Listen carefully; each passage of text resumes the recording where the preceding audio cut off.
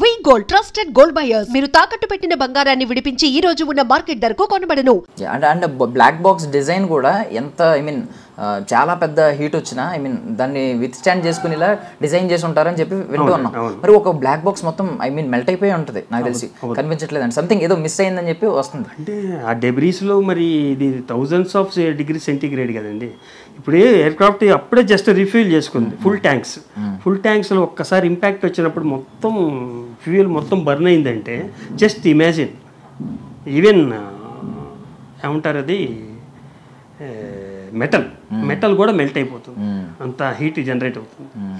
ఒకటి ఈ ఎఫ్డిఆర్స్ కానీ సివిఆర్స్ కానీ కూడా ఫైర్ ప్రూఫ్ విత్ స్టాండింగ్ మెటీరియల్తో ఉంటుంది. అది డిజైన్ చేసిందే క్రాష్ అయినప్పుడు మనకు కావాల్సిన మెటీరియల్ కోసం. క్రాష్ అయినప్పుడు డెఫినెట్గా అది హీట్ ఎమిట్ చేస్తుంది కాబట్టి ఆ హీట్ని రెసిస్టెన్స్ చేసుకునేటట్టుగా వాళ్ళు మెటీరియల్ తయారు చేస్తారు, fire proof and heat proof.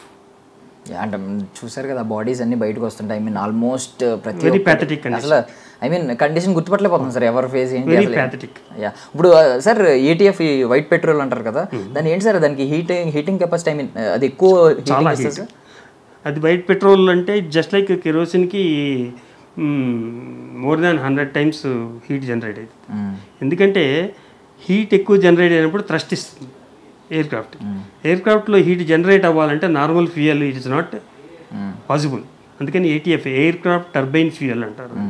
Aircraft turbine fuel అంటే టర్బో ఇంజన్స్లో యూజ్ చేస్తారు. అది ఆ టర్బో ఇంజన్స్లో ఈ ఫ్యూయల్ అనేది ఎప్పుడైతే హీట్ ఎక్కువ జనరేట్ చేస్తుందో ఆ థ్రస్ట్ వాటికి కూడా యూజ్ చేయడానికని ఏటీఎఫ్ యూజ్ చేస్తారు.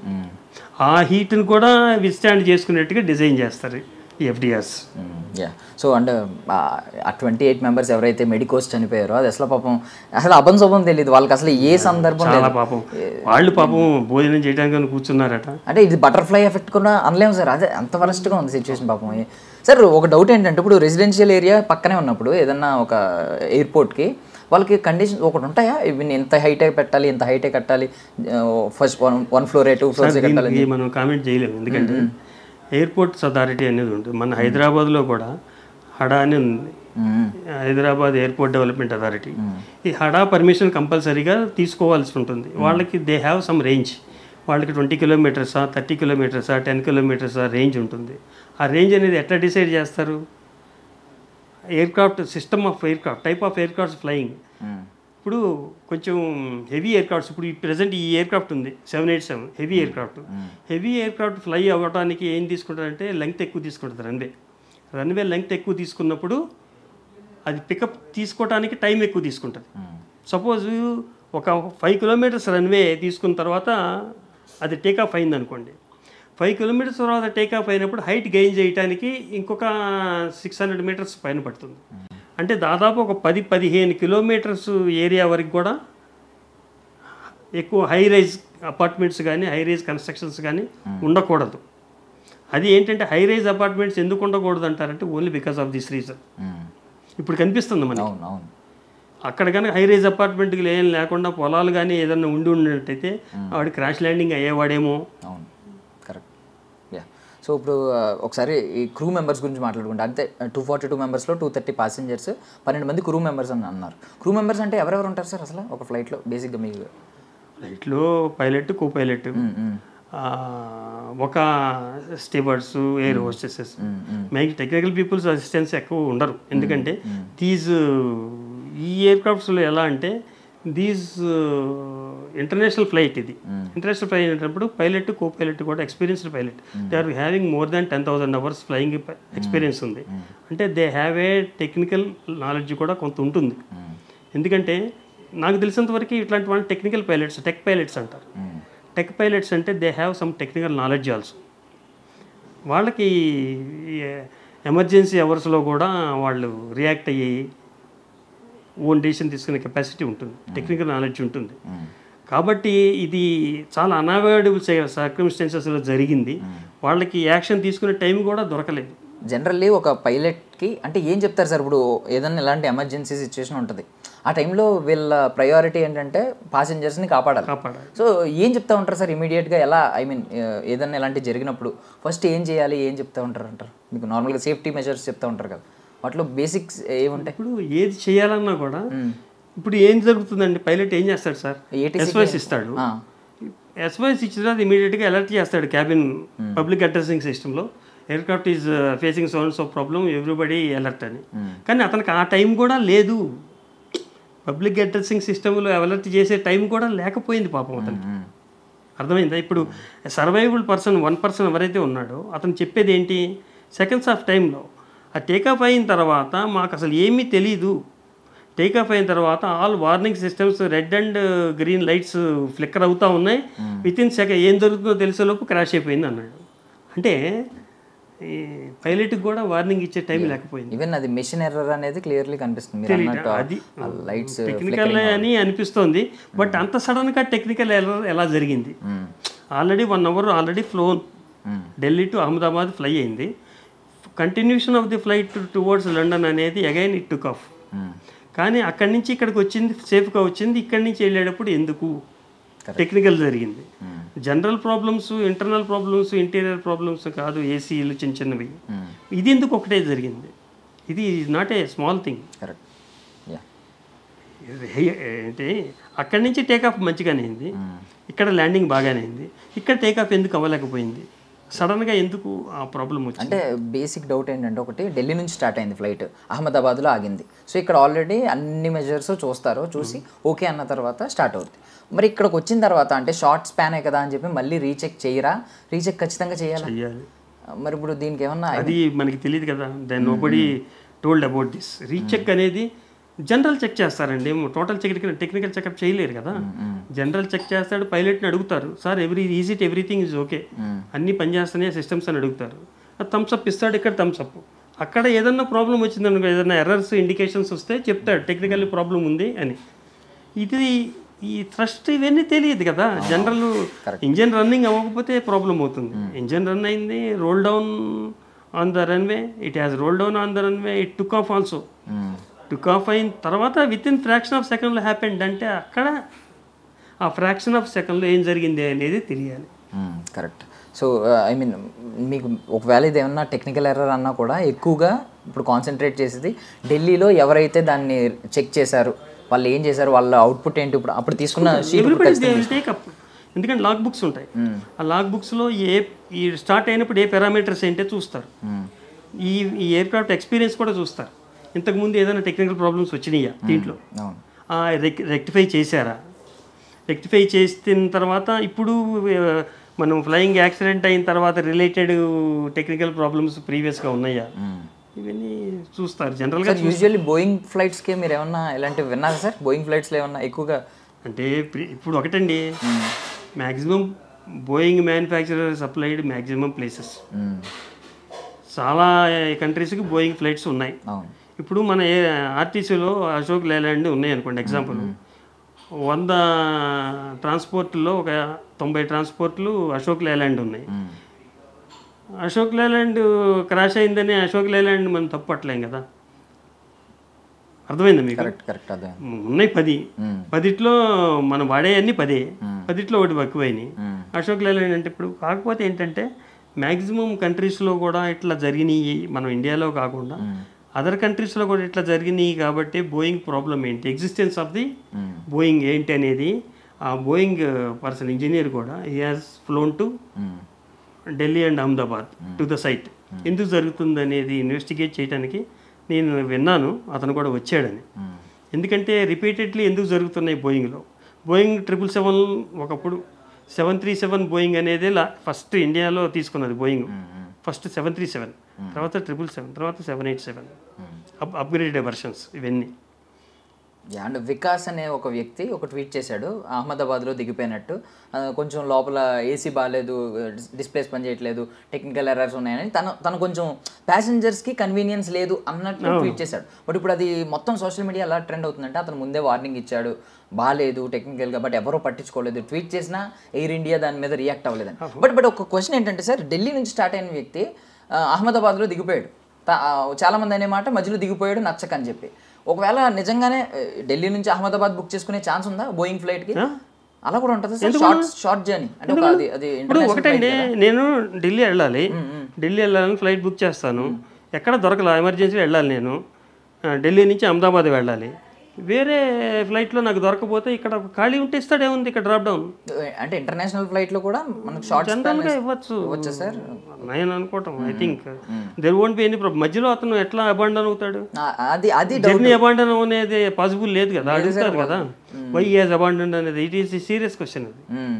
ఇప్పుడు ఒకవేళ లండన్ వరకు టికెట్ తీసుకున్నాడు, ఇక మధ్యలోనే డ్రాప్ డౌన్ అయిపోయాడు అంటే he has to give the reason why has drop down. Correct. అతనంతా ఉండి ల్యాక్స్ ఆఫ్ రూపీస్ టికెట్ పెట్టుకొని 10 అవర్స్ జర్నీ చేయాల్సిన వాడు 1 అవర్ జర్నీలోనే డ్రాప్ డౌన్ అయ్యాడంటే it is an question. Correct. అది బస్ కాదు కదా, దిగిపోవడానికి దిగుతున్నప్పుడు ఖచ్చితంగా ఎందుకు ఇవన్నీ ఉంటుంది. ఎందుకు ఉండదండి? సి ఇక్కడ కస్టమ్స్ చెక్ వెళ్తాడు ఇంటర్నేషనల్ ఫ్లైట్ అయినప్పుడు. కస్టమ్స్ చెక్ అయినప్పుడు కస్టమ్స్ స్టాంపింగ్ అవుతుంది, మళ్ళీ మధ్యలో ఎట్లా దిగుతాడు ఇక్కడ? Correct. Isn't it? Correct correct. ఒకవేళ అదే నిజమై ఉంటే ఈ సోషల్ మీడియాలో ఎప్పటికీ అది కూడా వచ్చేసి రిపోర్ట్. మీరు ఒకటి అర్థం చేసుకోండి, ఈ ఇంటర్నేషనల్ ట్రావెలర్ అనుకోండి, ఇతను డెఫినెట్గా కస్టమ్ చెక్ ఉంటుంది, స్టాంపింగ్ ఉంటుంది. స్టాంపింగ్ అయినవాడు ఇక్కడ స్టాంపింగ్ అయితే మళ్ళీ అక్కడ దిగాల్సిన వాడు దిగకుండా ఇక్కడ ఎందుకు దిగుతాడు? ఇక్కడ మళ్ళీ క్వశ్చన్ రాదా? Correct correct. Yeah. So and ఇప్పుడు ఏంటంటే 1 crore ఎక్స్గ్రేషియా ఒకటి చేసింది. బట్ ఓకే, వాళ్ళ తరపున వాళ్ళు ఏదో చేయాలని చేశారు. కొంతమంది ఏమంటున్నారంటే ఇంకా ఎక్కువ ఇలాంటి ఒక ఇంటర్నేషనల్ ఫ్లైట్లో ఇలాంటివి జరిగినప్పుడు 1.4 crores ఇవ్వాలి, ఇలాంటివన్నీ మాట్లాడుతున్నారు. మీకు ఏమన్నా దాని గురించి ఏమైనా ఐడియా ఉంది? 1.4 crores insurance policy. Insurance policy అనేది అది టికెట్స్లో ఉంటుంది. అది వాళ్ళు ఇంక్లూడ్ కాకపోయినా అది ఉంటే he has to give 1.4 crores separately they have to give. ఇది ఓన్లీ బోయింగ్ వాడే ఇచ్చాడు. Tata he has taken over Boeing and air ఇండియాలో తీసుకున్నాడు కాబట్టి Tata he has taken the moral responsibility and he has ready to pay 1 crore for each deceased for himself. ఇప్పుడు ఈ business క్లాస్లో అయితే ఇంక్లూడ్ ఉంటుంది ఇన్సూరెన్స్. మరి మిగతా వాళ్ళకి ఇన్సూరెన్స్ ఇంక్లూడ్ అవుతుందా లేదా అనేది అది మనకి క్లారిటీ తెలియదు ఇంకా. సో విశ్వాస్ అనే ఒక వ్యక్తి, ఆయన ఆయనే బ్రతికాడు 11 years, సింగిల్ సర్వైవర్.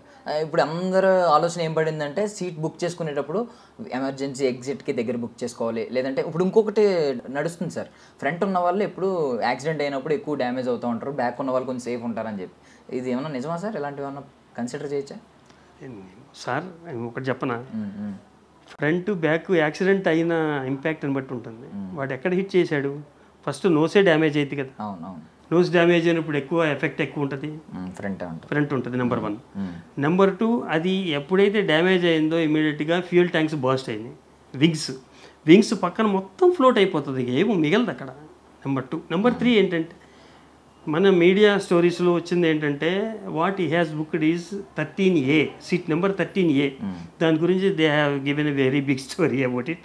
13A అనేది ఎవరు బుక్ చేయరు జనరల్గా. దానికి ఏసీ దగ్గరలో ఉండదని, ఏసీ సరిగ్గా ఉండదని, దానికి ఎవరు బుక్ చేయరని, అతను బుక్ చేసుకున్నాడని, ఇక ఏమీ దొరక బుక్ చేసుకున్నాడా, మరి ఎందుకు బుక్ చేసుకున్నాడు, రకరకాల కథనాలు వస్తున్నాయి. దాని గురించి మనం వెళ్ళదలుచుకోలేదు, ఎందుకంటే అతను ముందు ఉన్నాడు కాబట్టి అది జరగలేదా అన్నారని అన్నా. ఇందాక అతని ఇంటర్వ్యూలో నేను చూసా, ఫ్రాక్షన్ ఆఫ్ సెకండ్లో జరిగిందండి, నేను కూడా చనిపోయాను అనుకున్నాను. నేను కళ్ళు తెరిచి చూసుకునేటప్పటికి బయట ఒక చైర్లో చైర్తోనే బయట ఉన్నాను, ఎదుర్కొంటా ఒక వాల్ కనిపిస్తుంది, హాస్టల్ గోడ కనిపిస్తుంది, బెల్ట్ తిప్పుకొని వచ్చాను అన్నాడు. What he has told about it. ఇంకోటి విన్నది ఏంటంటే అతనికి సీటుకి దగ్గరలోనే ఎమర్జెన్సీ ఎగ్జిట్ ఉందని. ఎప్పుడైతే ఇంపాక్ట్ ఉందో emergency exit automatically it gets opened. అక్కడి నుంచి ఏమన్నా త్రో అయిపోయిందా ఇతను సీటు, పాసిబిలిటీస్. అంటే సాడ్నెస్ ఏంటంటే వాళ్ళ బ్రదర్ని కూడా లండన్ తీసుకెళ్దామని వచ్చాడంట, తీసుకెళ్తుంటే ఆయన అది గిల్ట్ ఉంటుంది. సర్వైవ్ అయిన అదే నేను బయటపడ్డాను ఆనందపడ్డాం కంటే తీసుకొచ్చి చంపేశాను అనే ఒక గిల్ట్ పాపం లైఫ్లో. డాక్టర్స్ ఫ్యామిలీ చూసే ఉంటారు, అది వెరీ ప్యాథటిక్ కండిషన్. వాళ్ళ పిల్లలందరూ కూడా ఇండియాలో చదువుకుంటున్నారు, 3. ఇప్పుడు వాళ్ళని లండన్ తీసుకెళ్తున్నారు, వైఫ్ అండ్ హస్బెండ్. పాపం వాళ్ళని తీసుకెళ్ళకుండా ఆ programme and next chief minister of Gujarat is going to bring his wife. Is all lot of pathetic condition stories ఉన్నాయన్నీ. సో ఆస్ట్రో టాక్స్ నుంచి ఒక ట్వీట్ చూసాను సార్, December 29th ఆమె ట్వీట్ వేసింది. మళ్ళీ ఇదే June 5th కూడా ఆమె రీట్వీట్ చేసి దాన్ని కొంచెం నేను I'm still holding this statement అని చెప్పి ఆవిడ పట్టుకుంది. She wanted to stand on her words. అవును, ఇది కొంచెం ప్లేన్ క్రాష్ వింటారని చెప్పి ఈ మంత్లోనే మళ్ళీ దాన్ని రీట్వీట్ చేసి మెన్షన్ చేసింది ఆమె. జనరల్లీ నార్మల్గా అడుగుతున్నాను, ఒక పర్సనల్ ఒపీనియన్ మీకు ఉంటుంది. Do you believe in astrology sir?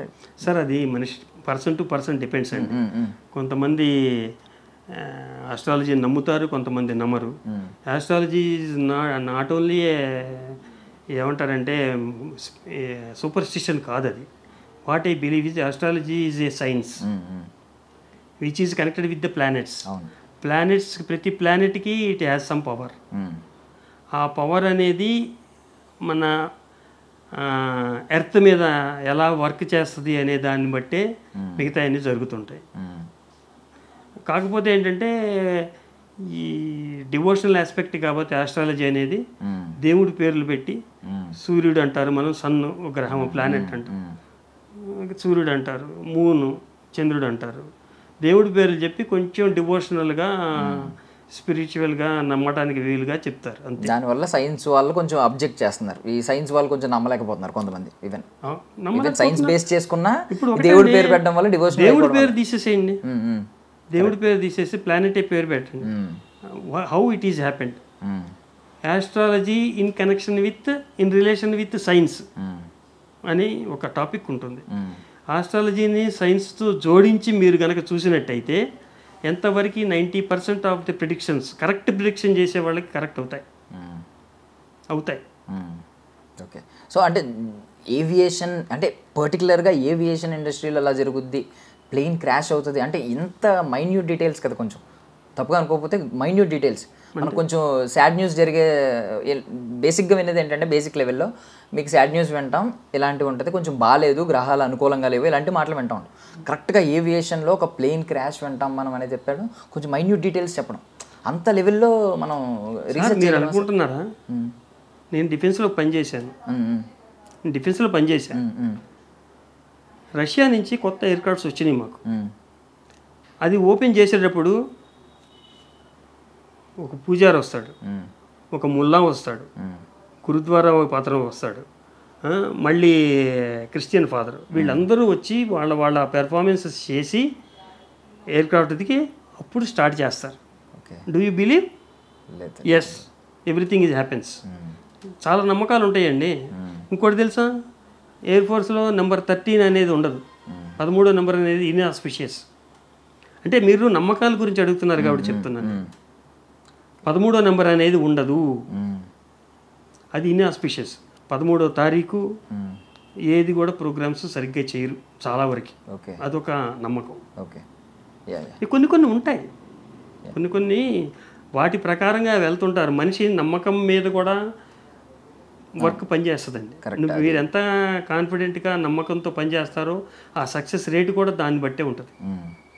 Me confidence లేకుండా ఏ పని చేసినా కూడా అవ్వదు. కరెక్ట్ సార్, సైన్స్ కూడా చెప్తుంది. అండ్ ఫైనల్ ఏంటంటే, మీరు కూడా నాకు తెలిసి కొన్ని క్రాషెస్ అయినప్పుడు మీరు కొంచెం ఆ టెక్నికల్ టీంలో ఉన్నారు, ఇన్వెస్టిగేషన్ టీంలో, ఆ టెక్నికల్ టీంలో ఉన్నారు. సో ఏం చేస్తారు సార్ ఇప్పుడు క్రాష్ అయింది కాబట్టి బేసికల్లీ వాళ్ళు వచ్చి ఏం డీటెయిల్స్ తీసుకుంటారో దాన్ని రెక్టిఫై చేయడానికి ఏం చేస్తారు సార్? ఇప్పుడు ఒక టీమ్ అనేది ఏంటంటే it consist of more than 10-15 members ఉంటుంది, different times of. I was instrumentation, electrician, airframe, engine, రకరకాల ట్రేడ్స్ ఉంటాయి. ఈ ట్రేడ్ పీపుల్ అందరూ కూడా వాళ్ళ పారామీటర్స్ చెక్ చేసుకోవడానికి టీం అంతా ఎలక్ట్ అవుతుంది. క్రాష్ సైట్కి వెళ్తారు, వాళ్ళకి కొన్ని స్పెసిఫికేషన్స్ ఉంటాయి.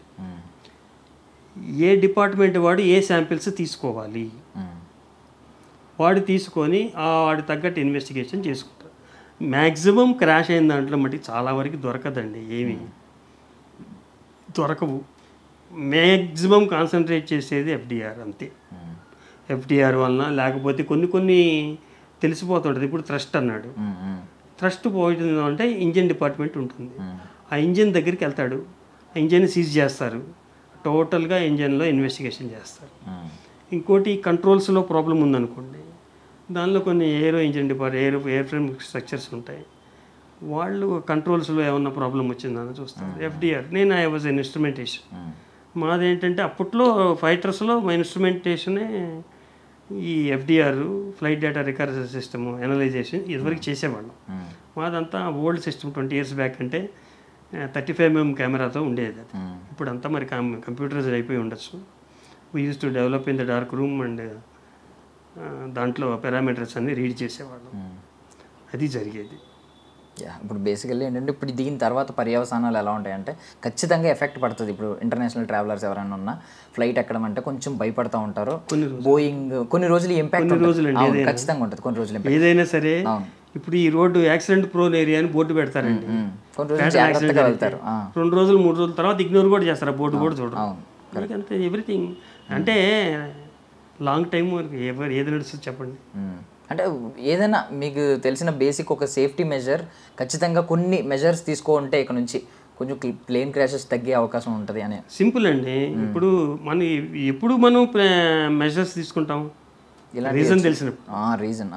రీజన్ తెలియకుండా మనం గాల్లో బాణం వేయలేం కదండి. అది అత్యుత్సాహం అయిపోద్ది. ఎందుకంటే సింపుల్ అండి. ఒక ట్రావెలర్గా కానీ ఒక టెక్నికల్ పర్సన్గా కానీ మనం ఏం చెప్తాం, జనరల్ ప్రికాషన్స్ తీసుకోవాలి. జనరల్ ప్రికాషన్స్ టెక్నికల్ సేఫ్టీ అనేది కంపల్సరీగా బిఫోర్ టేక్ ఆఫ్ చూసుకుంటారు. అది టచ్ డౌన్ అంటారు దీన్ని. ఇప్పుడు ఢిల్లీ టు లండన్ వెళ్ళేటప్పుడు మధ్యలో దిస్ ఈజ్ అహ్మదాబాద్లో టచ్ డౌన్ అయింది.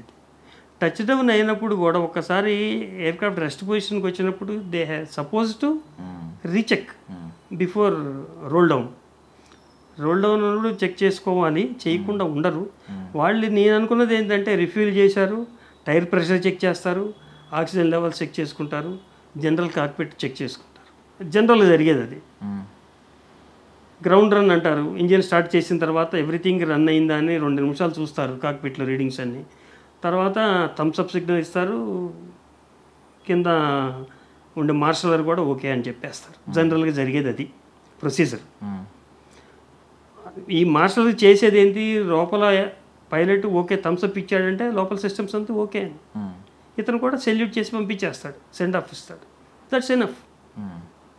ఇంకా స్టార్ట్ అయ్యి రోల్ డౌన్ అయిన తర్వాత టేకాఫ్ అయిన తర్వాత జరిగిన డెవలప్మెంట్స్ ఏంటి అనేది nobody can tell other than survive అవ్వలేదు కాబట్టి పైలట్ చెప్పలేడు. Only parameters only can tell.